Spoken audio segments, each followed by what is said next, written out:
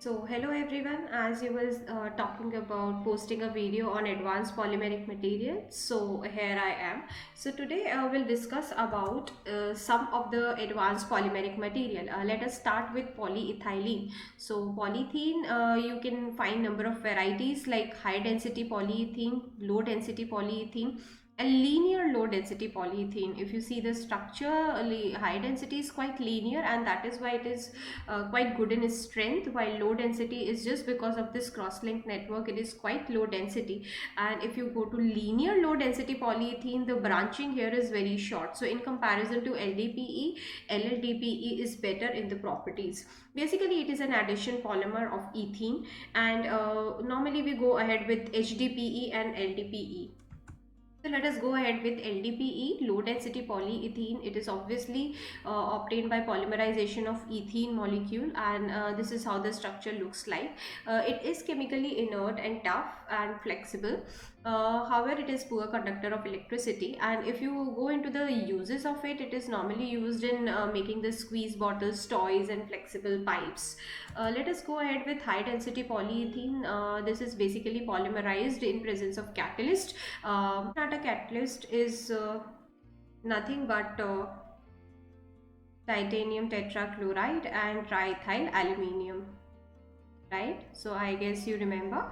So if we use this catalyst, normally what we get is high density polyethylene, and obviously it is chemically inert and it is quite tough and hard also. So if you see the applications, the containers and housewares are comparatively tough in strength with that of LDPE. Coming to the sarin, sarin is a polymer which is obviously, if you can see, there are two different monomers, so it is a copolymer because the monomers are different here. Earlier ethene, polyethylene was a homopolymer because the monomers were same, right? But this sarin is nothing but a copolymer, and if you see the polymers like monomers involved, it is vinyl chloride. So here you can see the vinyl chloride and vinylidene dichloride. Basically vinylidene chloride is having two Cl molecules here, so it's simple electron shift here, and then there is making a bond. So sarin looks like this. Vinylidene chloride is the major monomer here, and it is kind of plastic only, and it looks like protective, like it is used in protective wrap for food, as you have seen here, and in shower curtains and screens, etc. It's quite transparent it is. Coming to polyamide, which is Kepler, as the name suggests, it is an amide. So obviously a amide bond would be there. So CONH2 is the amide bond, right? For that, the monomers here, if you can see, is 1,4-benzene diamine. So this is benzene, and this is 1,4-position diamine, and then 1,4-dicarboxylic acid, or the derivative of it, like terethyloyl fluoride. So here you can have 1,4 terethyloyl chloride. Now if they both react, obviously there is a release of HCl, so it is a condensation polymer because a small molecule is released here, and then you can see the amide linkage, which is CONH bond, right? CONH2 is the amide group, so this is the linkage. So polyamide is Kevlar, and it is having many use. It's quite strong and stiff, and that is why you can see its use in bulletproof vest and protective helmets. Now, coming to the next one, which is Lexan. Lexan is a polycarbonate. Now, from the name only, you will be able to understand that which kind of functional group would be present in this polymer. So, if it is a polycarbonate, so obviously there has to be a carbonate bond, right? Lexan is the most important polycarbonate. If you can see here, the monomers, if you can see here, right, you have a phosgene here and a diphenolic compound here. When they both react, obviously there is release of you can see from here, and then there is direct bond, so COCOCl. So here you can see that bond direct. So that is how Lexan looks like. NaCl is released here, and it is normally used in your glasses, eyeglasses, CDs, DVDs, etc.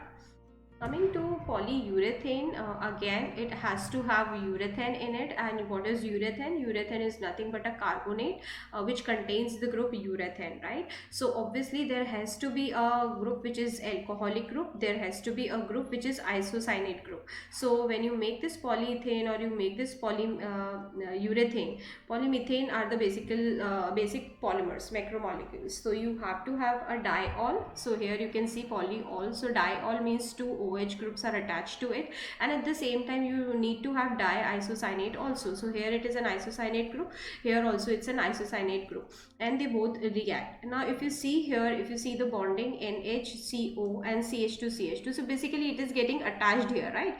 This is getting basically attached here. So OH, here you can see C double bond O and O. So you may think that it is a condensation polymer, but there is no release of byproduct here. There is no release of a small molecule like H2, HCl, NaCl, etc. Right? So it is normally joining it to it. So it is an addition polymer. Now here you can see it is an addition polymer. It's not a condensation polymer, and its major use is in spandex fiber and athletic wears, paints, also adhesives, etc. Coming to liquid crystal polymer, the name itself suggests it is a kind of liquid but is having a crystallinity in it. So how do you imbibe the crystallinity feature in liquid? Obviously either by dissolving that polymer in a solvent, or you heat that above its glass or melting transition point. So it could be in the melted form, which is a liquid form, or quite of a solid form. In solid form you have one example, which is Kevlar, which I have discussed in the previous slide. And similar way there are many commercial products, like this one structure is of Vectrum. So Vectrum also is a compound produced by the company Vectra. LCPs are of very much importance. They are in majorly use. So major use are there, like whatever you think you can write in the use of LCP. They have exceptional properties, electrical and mechanical. You can see their use in any of the category, right? So transmission systems, pump components, sunlight sensors, etc, etc. Coming to PET, I think you know the full form. It's polyethylene terephthalate, and it's a alternate kind of plastic. It also is a kind of plastic. It is a linear thermoplastic polymer, but is having a mechanical properties, chemical properties, very nice, and that is why it is having multiple applications, like in food packaging, soft drink bottles, audio video tapes, etc. Coming to conductive polymer, the name again suggests that these kind of polymers would be conductive in nature, and or either they may be made conductive, and that kind of polymer are known as intrinsically conducting polymers. They are basically organic. Now if you can see the structures here, polypyrene, like pyrrole, thiophene, polyaniline. Especially my PhD is done in polyaniline. I have used this polymer polyaniline in making organic solar cells, which is a conventional solar cell. Like solar cells normally use silicon, but what we use is a polymer, and we make an organic solar cell. So conductive polymers also are in boom. Lot many research are going on, and you can literally prepare anything from them. All of the electronic devices, you can see electronic display, lightweight batteries, sensors, optical materials, circuits, actuators, supercapacitors, etc. So there are lot many applications of conductive polymer. Coming to epoxy resins, they have epoxy, like epoxide, they are polyepoxide. So it's a basically epoxy group. If it is present in it, it is an epoxy resin. They do have many functional groups. So they may be reacted within themselves. So they may have a cross-linked structure within themselves. They may react with a homopolymerization thing, or you can make them react by different reactants which are having different functional groups, like amines, acids, etc. And most common epoxy resin is based on reacting with epichlorohydrin, ECH, with bisphenol A.